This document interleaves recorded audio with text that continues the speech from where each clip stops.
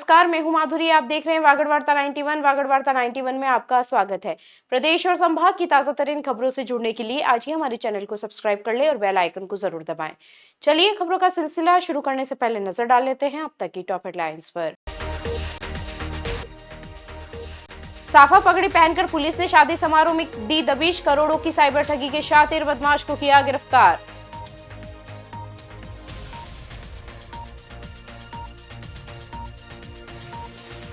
शिक्षा मंत्री मदन दिलावर रहे बांसवाड़ा के दौरे पर, कई कार्यक्रमों में की शिरकत।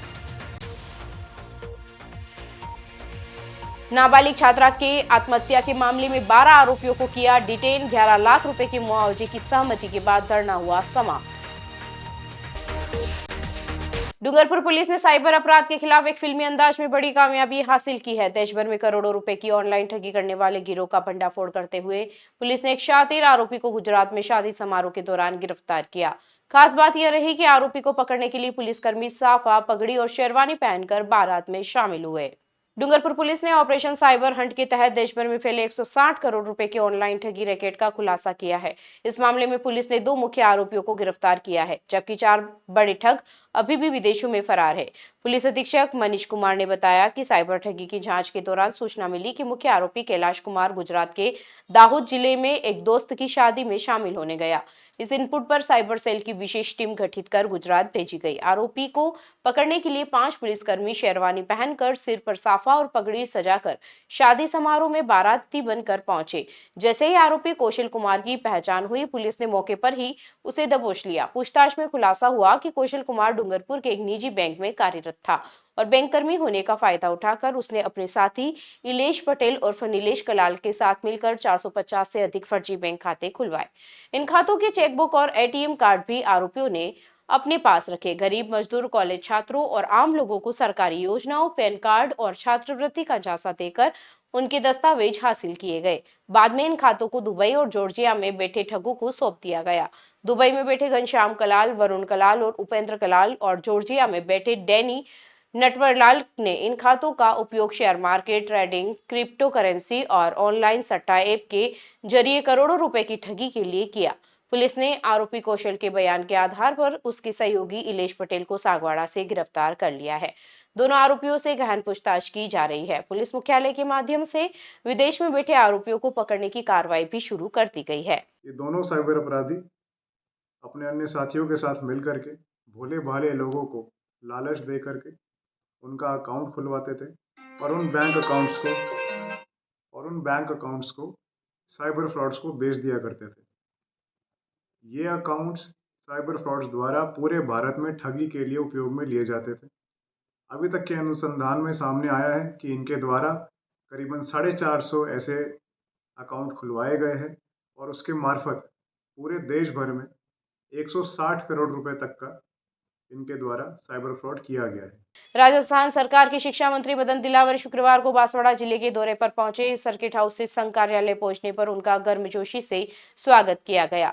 संघ पदाधिकारियों के साथ कई मुद्दों पर चर्चा के बाद मंत्री भाजपा पार्टी कार्यालय पहुंचे, जहां कार्यकर्ताओं में खासा उत्साह नजर आया। दौरे के दौरान मंत्री शिक्षक सम्मेलन में भी भाग लेंगे। राजस्थान सरकार के शिक्षा मंत्री मदन दिलावर बांसवाड़ा जिले के दौरे पर रहे। सर्किट हाउस से संघ कार्यालय पहुंचने पर संघ पदाधिकारियों ने उनका पुष्पगुच्छ भेंट कर स्वागत किया। इस दौरान शिक्षा से जुड़े समसामयिक विषयों, संगठनात्मक गतिविधियों और सामाजिक सरोकारों पर चर्चा की गई। बैठक के दौरान शिक्षा व्यवस्था को सुदृढ़ करने और शिक्षकों की भूमिकाओं को और प्रभावी बनाने जैसे मुद्दों पर भी विचार विमर्श हुआ। संघ कार्यालय में चर्चा के बाद शिक्षा मंत्री मदन दिलावर भाजपा पार्टी कार्यालय के लिए रवाना हुए। पार्टी कार्यालय पहुंचते ही जिला अध्यक्ष पूंजीलाल गायरी, प्रदेश उपाध्यक्ष हकरू मैडा सहित भाजपा के वरिष्ठ पदाधिकारियों और कार्यकर्ताओं ने मंत्री का स्वागत किया। कार्यकर्ताओं ने माल्यार्पण कर अभिनंदन किया और उनके आगमन को लेकर उत्साह का माहौल देखने को मिला। पार्टी कार्यालय में जिले की राजनीतिक और शैक्षणिक स्थिति को लेकर अनौपचारिक बातचीत भी हुई। पदाधिकारियों ने जिले में शिक्षा से जुड़ी समस्याओं, स्कूल की व्यवस्थाओं और शिक्षकों से संबंधित मुद्दों से मंत्री को अवगत कराया। वहीं मंत्री दिलावर ने सरकार की प्राथमिकताओं और शिक्षा के क्षेत्र में किए जा रहे सुधारों की जानकारी साझा की। बांसवाड़ा दौरे के दौरान शिक्षा मंत्री जिले में आयोजित शिक्षा सम्मेलन कार्यक्रम में भी भाग लेंगे। इस सम्मेलन में वे शिक्षकों से सीधे संवाद करेंगे और शिक्षा व्यवस्था से जुड़ी विभिन्न पहलुओं पर चर्चा करेंगे। साथ ही राज्य सरकार द्वारा शिक्षा क्षेत्र में चलाई जा रही योजनाओं और नीतियों की जानकारी शिक्षकों को देंगे।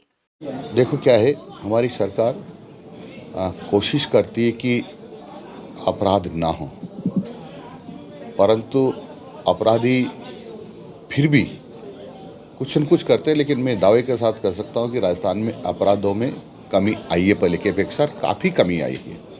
और जो अपराध हो जाते हैं तो अपराधियों के खिलाफ हमारी सरकार तुरंत सख्त कार्रवाई करती है। जब मंत्री बना तो मंत्री बनते ही मैंने सब अधिकारियों की मीटिंग ली थी, इससे संबंधित जो है, और उनको स्पष्ट निर्देश दिए थे कि क्या क्या प्रिकॉशन बरतने हैं और कैसे कैसे काम करना है। उसके परिणाम ये रहे कि कोई ऐसी बड़ी शिकायत हमको नहीं मिली कि कहीं से पेपर लीक हुआ। डूंगरपुर में नाबालिग छात्रा की मौत के बाद फैला जन आक्रोश गुरुवार शाम प्रशासन से हुए समझौते के बाद शांत हो गया। कार्रवाई में लापरवाही बरतने वाले पुलिस उप निरीक्षक को निलंबित कर दिया गया। वहीं मुख्य आरोपी सहित 12 लोगों को डिटेन किया गया है। पीड़ित परिवार को मुआवजा और संविदा नौकरी देने पर सहमति बनी, जिसके बाद धरना समाप्त हुआ। डूंगरपुर जिले की पीट कस्बे में 16 वर्षीय नाबालिग छात्रा द्वारा विषाक्त पदार्थ सेवन किए जाने और इलाज के दौरान मौत के बाद हालात तनावपूर्ण बने हुए थे। छात्रा ने 16 दिसंबर की शाम विषाक्त वस्तु का सेवन किया था, जिसके बाद उसे सिमलवाड़ा, डूंगरपुर और फिर उदयपुर रेफर किया गया। यहां 17 दिसंबर को उसकी मौत हो गई। इस घटना के बाद सर्व समाज में भारी आक्रोश देखने को मिला और पीट चौकी के सामने धरना शुरू हो गया। परिजनों और स्थानीय लोगों का आरोप था कि छात्रा की ओर से पहले दी गई शिकायत के बावजूद पुलिस ने समय रहते कार्रवाई नहीं की। इसी को लेकर आरोपियों की गिरफ्तारी, मुआवजा और दोषी पुलिसकर्मी पर कार्रवाई की मांग उठी। गुरुवार को हालात तब बिगड़े जब बड़ी संख्या में लोग आरोपियों के घरों की ओर बढ़ने लगे। हालांकि भारी पुलिस बल ने स्थिति को नियंत्रित किया। दोपहर बाद आईजी गौरव श्रीवास्तव, कलेक्टर अंकित कुमार सिंह और एसपी मनीष कुमार मौके पर पहुंचे और पीड़ित परिवार और समाज के प्रतिनिधियों से वार्ता की। बातचीत के बाद प्रशासन ने पीड़ित परिवार को 11 लाख रुपए मुआवजा देने, परिवार के एक सदस्य को संविदा पर नौकरी देने और मामले में लापरवाही बरतने वाले पीट चौकी के एसआई मणिलाल को निलंबित करने की घोषणा की। इसके साथ ही आरोपी युवक जावेद, उसके परिवार के सदस्यों और सहयोगियों सहित कुल 12 लोगों को डिटेन किया गया है। आरोपियों के मकानों के पट्टों की जांच कर नियम विरुद्ध पाए जाने पर कार्रवाई का आश्वासन भी दिया गया। समझौते के दौरान धरना समाप्त हुआ और गमगीन माहौल में छात्रा का अंतिम संस्कार किया गया। पुलिस और प्रशासन का यहाँ मौजूद है। उस दौरान जिस तरह से पीड़ित को न्याय मिले और जिस तरह की जनता की मांग थी, उसके अनुरूप उस बात को लेकर के हमने प्रशासन से संपर्क किया था। माननीय आईजी साहब, कलेक्टर साहब और एसपी साहब और भी डीओज थे, जिनकी उपस्थिति में जनभावना के आधार पर उस पीड़ित बहन को न्याय मिले, उसके लिए हमने बातचीत की है। सरकार जो अपने विधि सम्मत जिस तरह का प्रतिकर दे सकती है, उस संबंध में हमारी सहमति बनी है। बाकी उसके खिलाफ जो अपराधी है उनके खिलाफ प्रकरण दर्ज हो गया है, जिनको डिटेन कर लिया गया है और विधि सम्मत कार्रवाई करके दोषियों को सजा दिलाएंगे, ऐसा आश्वासन प्रशासन की ओर से मिला है। कुशलगढ़ में बार एसोसिएशन के चुनाव शांतिपूर्ण और सर्वसम्मति के साथ संपन्न हो गए। अधिवक्ताओं की सहमति से नए पदाधिकारियों का चयन किया गया, जिससे संगठन में एकता और आपसी समन्वय का संदेश गया है। अध्यक्ष और उपाध्यक्ष पद पर निर्विरोध नियुक्ति के बाद अधिवक्ता समुदाय में संतोष और उत्साह का माहौल देखने को मिला। नवनिर्वाचित पदाधिकारियों से संगठनात्मक मजबूती और समस्याओं के समाधान की उम्मीद जताई जा रही है। बांसवाड़ा जिले के कुशलगढ़ में बार एसोसिएशन के चुनाव इस बार बिना किसी विवाद और विरोध की सर्वसम्मति से पूरे हुए। चुनाव प्रक्रिया के तहत अधिवक्ताओं ने आपसी सहमति से संगठन के नए नेतृत्व का चयन किया। अध्यक्ष पद के लिए रामलाल भूरिया को सर्वसम्मति से जिम्मेदारी सौंपी गई, जबकि वरिष्ठ अधिवक्ता दिलीप सेन को निर्विरोध उपाध्यक्ष नियुक्त किया गया। चुनाव के दौरान किसी प्रकार का मतभेद सामने नहीं आया, जिससे ये बात साफ हुई कि अधिवक्ता समुदाय संगठन की मजबूती और एकजुटता को प्राथमिकता दे रहा है। बार एसोसिएशन से जुड़े अधिवक्ताओं ने नवनियुक्त पदाधिकारियों का स्वागत करते हुए विश्वास जताया कि उनके नेतृत्व में अधिवक्ताओं की समस्याओं को गंभीरता से उठाया जाएगा। अधिवक्ताओं का कहना है कि न्यायालय से जुड़े बुनियादी मुद्दे अधिवक्ता हितों की रक्षा, सुविधाओं का विस्तार और प्रशासन के साथ बेहतर समन्वय जैसे विषयों पर नई कार्यकारिणी सक्रिय भूमिका निभाएगी। नवनिर्वाचित अध्यक्ष रामलाल भूरिया और उपाध्यक्ष दिलीप सेन से उम्मीद जताई जा रही है कि वे अनुभव और सामूहिक सोच के आधार पर बार एसोसिएशन को नई दिशा देंगे और अधिवक्ताओं की आवाज को प्रभावी ढंग से मंच तक पहुंचाएंगे।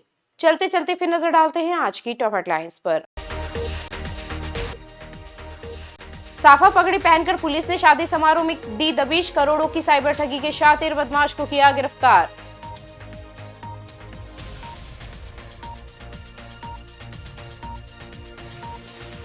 शिक्षा मंत्री मदन दिलावर रहे बांसवाड़ा के दौरे पर, कई कार्यक्रमों में की शिरकत। नाबालिग छात्रा के आत्महत्या के मामले में 12 आरोपियों को किया डिटेन, 11 लाख रुपए के मुआवजे की सहमति के बाद धरना हुआ समाप्त। अपने स्मार्टफोन पर प्रदेश भर की खबरों से अपडेट रहने के लिए आज ही हमारे चैनल को सब्सक्राइब कर ले और बेल आइकन को जरूर दबाएं। फिलहाल इस बुलेटिन में इतना ही। अब दीजिए इजाजत माधुरी को। आप बने रहिए वागड़ वार्ता 91 के साथ। नमस्कार।